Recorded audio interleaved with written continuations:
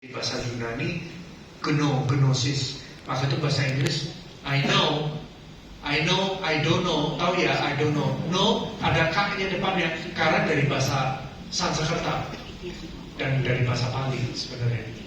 Nya, anya, nya itu akhirnya Sanskertanya ke bahasa Eropa, ke bahasa Inggris.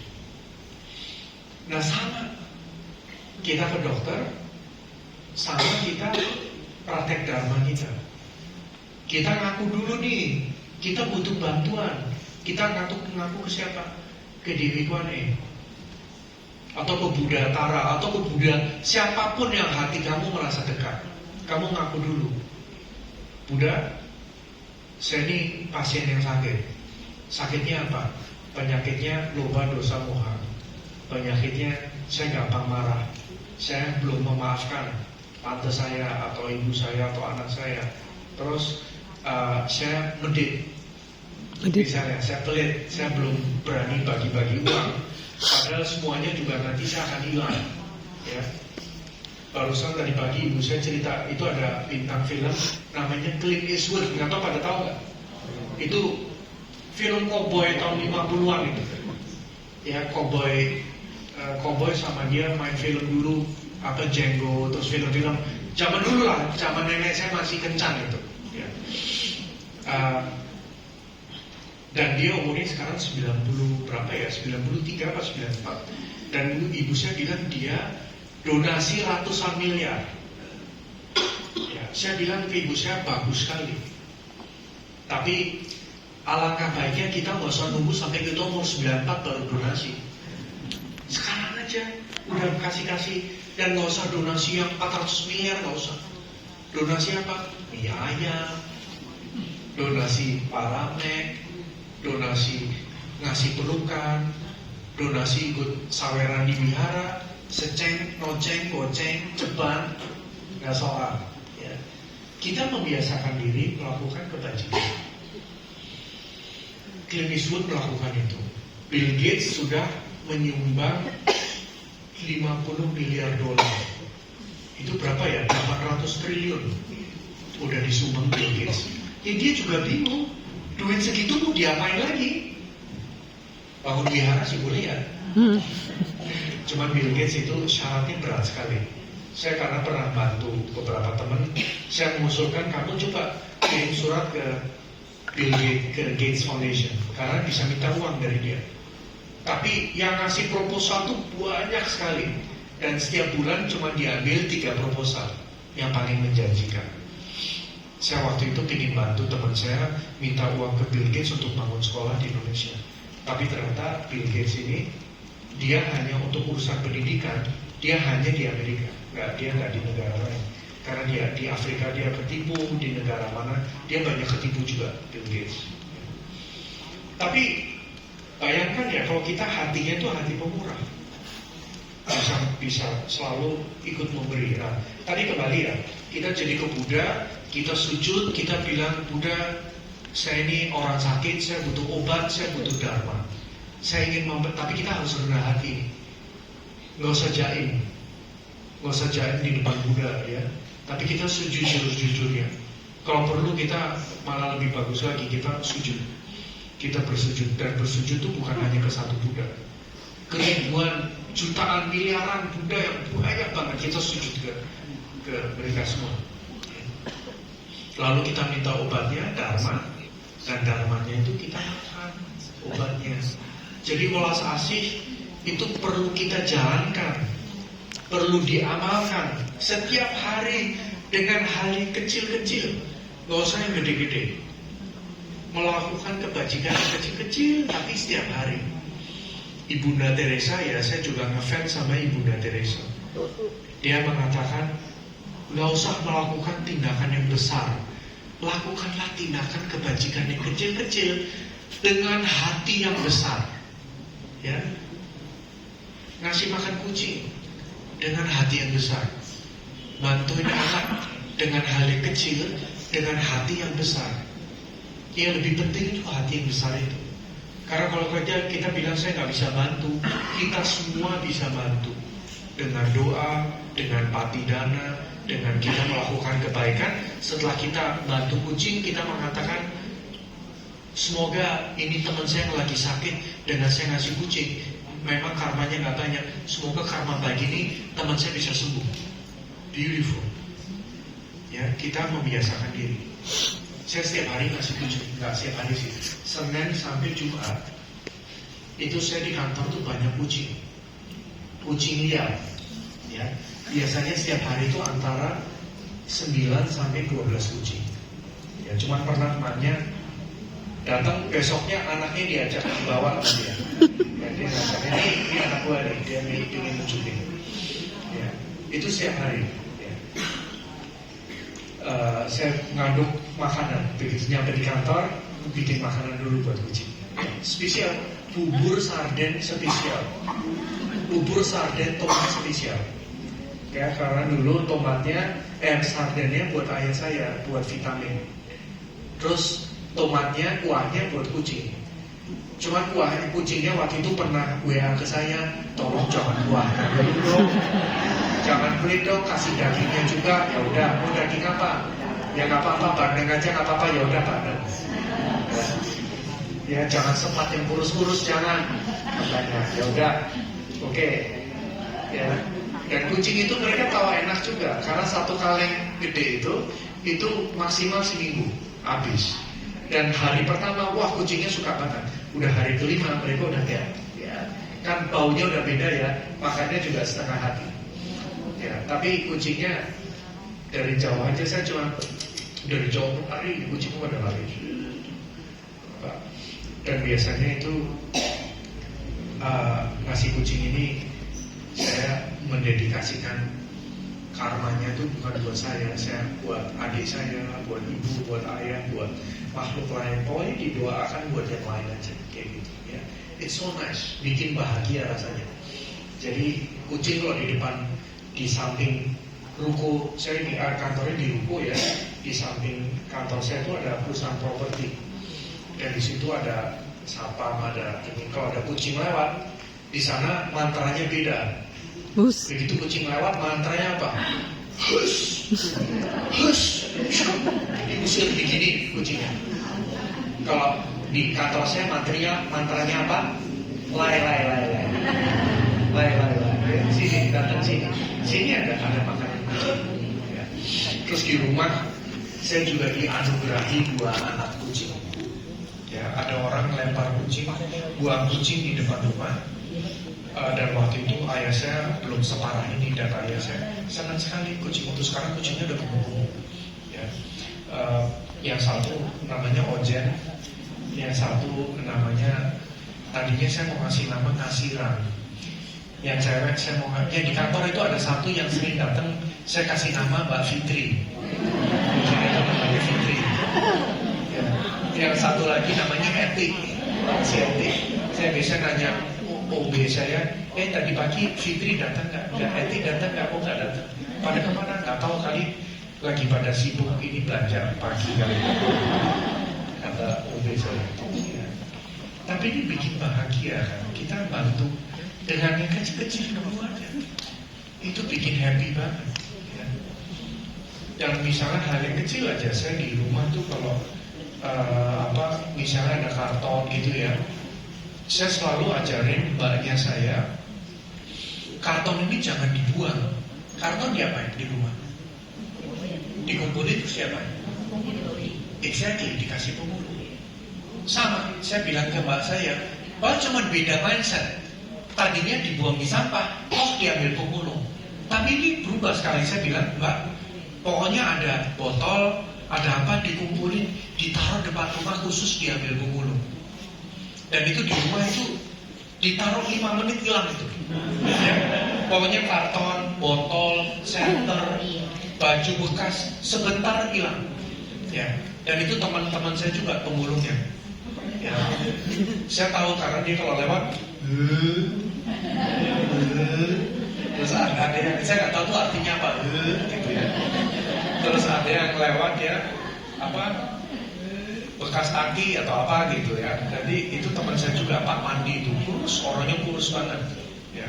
Itu biasanya juga mereka dapat. Saya ada AC bekas, saya juga kasih ke dia waktu itu. Jadi bisa diduitin gitu. Jadi mbaknya saya di rumah juga mindsetnya beda. Makanan di rumah kalau udah lama tuh sebaiknya dibuang kan? Saya nggak dibuang. Kasih orang kan? Kalau enggak, kasih kucing, kasih tikus. Ya, makanya di rumah makanan itu gini ya, tolong ingat ya, jangan sayang dengan makanan. Ini sayang dibuang. Ya udah asam dikit biarin saya makan. Ada teman saya, ibunya seperti itu, kanker ini dia, kanker lambung karena dia sering habisin makanan yang udah basi. Makanan dibuang itu sia-sia enggak? Nggak pernah sia-sia makanan dibuang. Karena apa? Di sampah pun dimakan tikus, kecoa, serangga, apapun pada makan. Jadi saya juga ajarin ke mbak saya, mbak, ini makanan nggak pernah dibuang. Kamu kasih ke binatang lain aja. Jadi nggak usah diplastikin, ditutup, dibuka aja plastiknya supaya kecoa bisa masuk. Ya. Jadi di rumah juga banyak itu kisah cinta kecoa. Ya, di rumah kecoa itu juga nggak pernah dibunuh. Ya, saya biasanya tangkap terus nanti dilepas di depan rumah itu ada rongga buat di situ ada antena, suka begini antena. Dan itu saya kadang lepas tuh. Dan itu jadi kayak ini loh. Kecoa yang cowoknya lebih enteng jodoh karena saya kenalin nama kecoa si ibu kecoa ini ya. Jadi ini Pak Amin, kecoanya namanya Pak Amin. Dia ketemu Bu Amin tuh saya kenalin loh. Ya. Biro jodoh buat kecoa, iya. Ya. Sama tikus juga di kantor tuh di basement ya, di kantor tuh ada parkir basement. Di kantor di parkiran basement itu tuh banyak tikus. Jadi saya juga sering bawain oleh-oleh. Ya. Bawain roti yang udah lama di lemari es, ya. Saya kasih, cuma jangan nunggu udah basi, udah butut banget baru dikasih. Baju sama, jangan udah jelek baru dikasih orang. Ya nggak apa-apa. Toh di lemari kita jujur ya, berapa banyak baju yang cuma figuran? Berapa banyak? Mungkin setengahnya loh, atau lebih dari setengah. Yang dipakai juga bajunya itu aja. Jadi nggak apa-apa, kasih orang aja. Udah dibiasain. Toh nggak dikasih orang, kita mati juga dipakai orang nanti bajunya. Jadi mendingan sekarang kita udah biasain kasih orang, nggak pernah rugi kok. Ya. Bantu orang tuh nggak rugi. Jadi hidup yang paling bahagia sebenarnya itu hidup dengan kebaikan hati.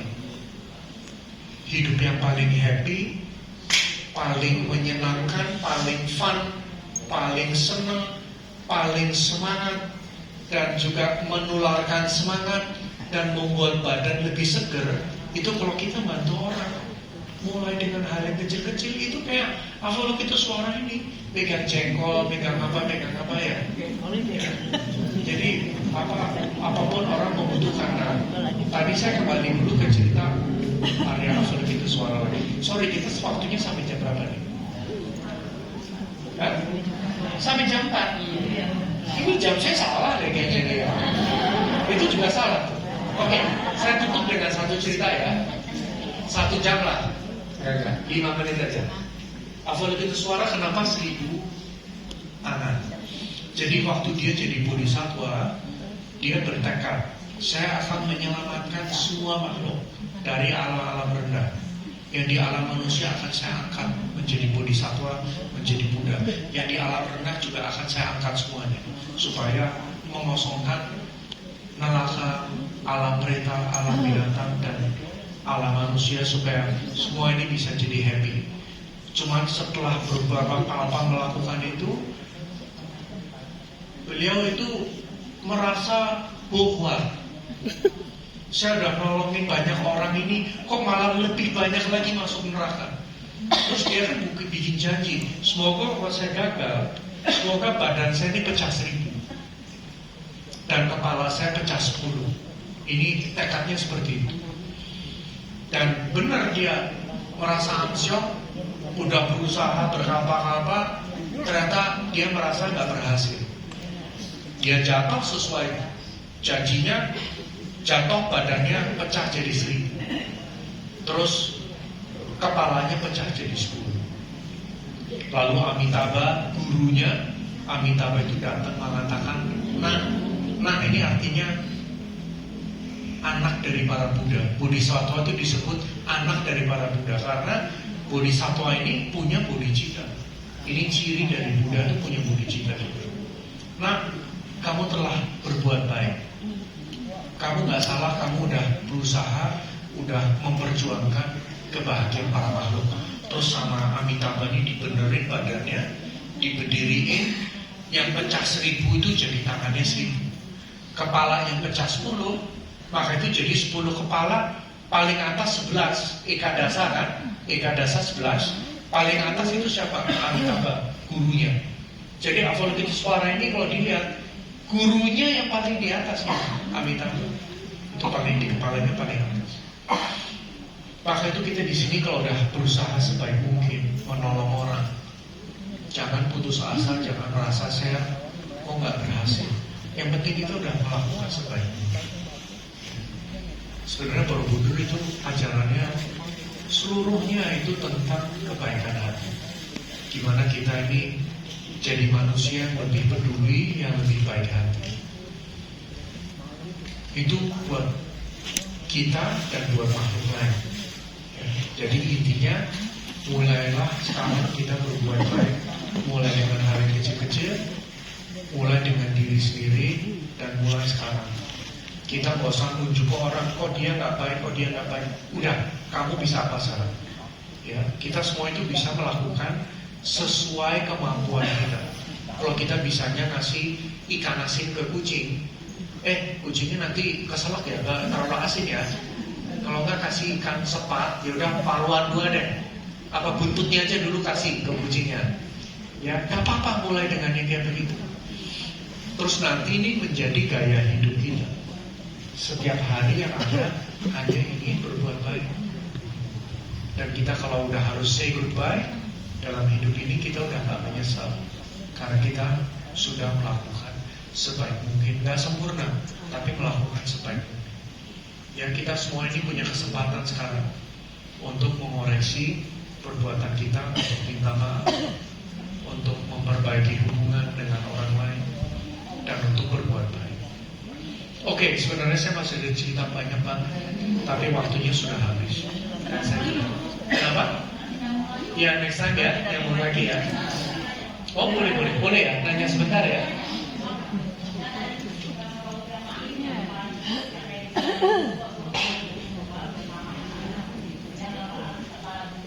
Ya, paling atas itu Amitabha. Karena itu gurunya dari Avalokitesvara itu Amitabha. Udah Amitabha. Sebenarnya gini, nah ini sebetulnya pertanyaan bagus. Sebenarnya Bodhisattva itu juga, Bodhisattva itu ada 10 tingkatan. Bodhisattva level 1 aja itu udah luar biasa sekali. Jadi dikatakan Kuan Yin itu Bodhisattva. Tapi ada yang mengatakan dia itu Buddha, cuma pura-pura jadi Bodhisattva, menjelma jadi Bodhisattva. Tapi it doesn't matter, karena Bodhisattva pun ini pencapaiannya udah luar biasa tinggi sekali. Dan mereka tuh bisa bantu kita nggak? Para Bodhisattva, Buddha bisa bantu kita nggak? Bisa, kayak dokter itu. Artinya apa? Kita butuh karmanya. Kalau kita ada karmanya, Buddha bisa bantu kita. Kalau kita nggak ada karmanya, dokter mau ngasih kita obat, kita nggak mau makan obatnya juga nggak ada percuma.